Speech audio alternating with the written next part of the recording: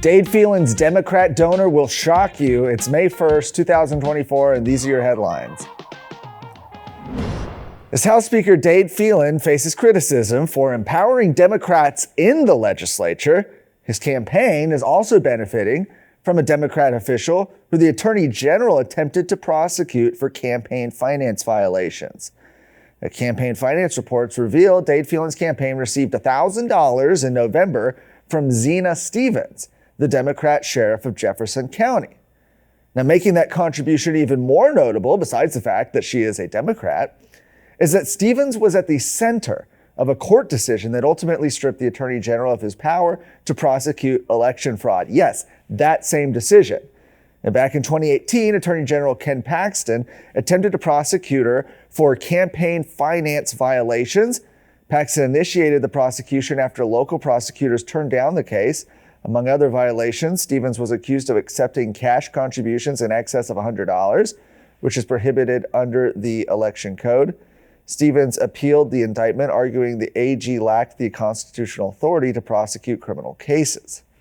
Well, in an 8-1 decision in December of 2021, the All-Republican Court of Criminal Appeals, which is Texas's highest court on criminal matters, said that the state law granting the Attorney General the power to unilaterally prosecute election cases was unconstitutional. They argue the Attorney General is not given the express authority by the Constitution to do so. Well, during the most recent legislative session, legislation to return the power to the Attorney General's office was never given a vote. There is some silver lining here, though. In the March primary, all three Republicans on the court that were up for re-election were defeated in March's primary, with Paxton endorsing their opponents, in large part because of their decision in that case. Phelan's campaign did not respond to a request for comment from Texas Scorecard on the donation.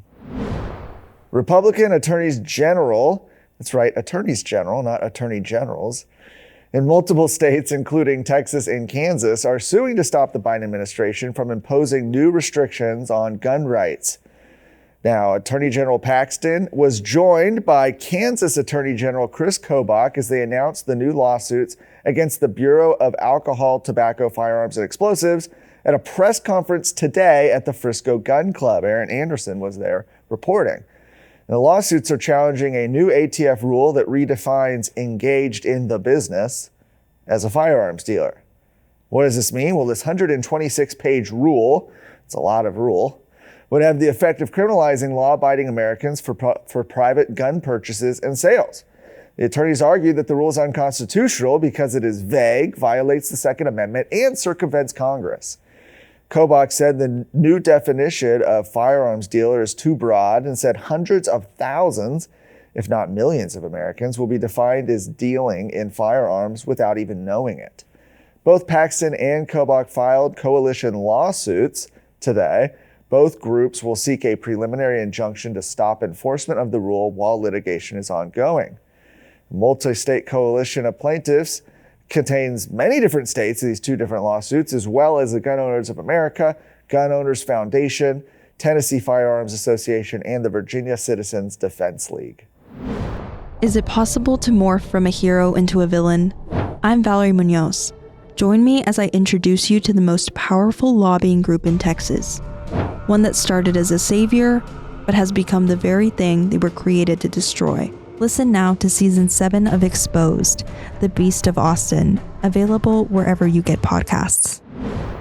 A new poll released today shows former President Donald Trump and current Senator Ted Cruz, well, they're leading their Democrat challengers among Texas's likely voters.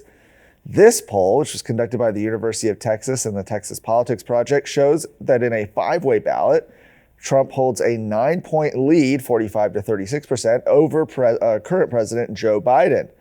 Other candidates on that trial ballot include Robert F. Kennedy, Cornel West, and Jill Stein. I've never heard of Cornel West. I know Jill Stein, Robert F. Kennedy, of course, but Cornel West. Trump holds an 8-point lead over Biden in a head-to-head contest, though. Likely Texas voters were also asked about the U.S. Senate race between Cruz and his Democrat challenger Colin Allred.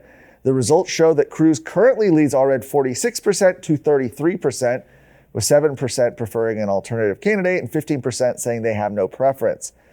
The same poll also asked voters for their approval of various Texas officials.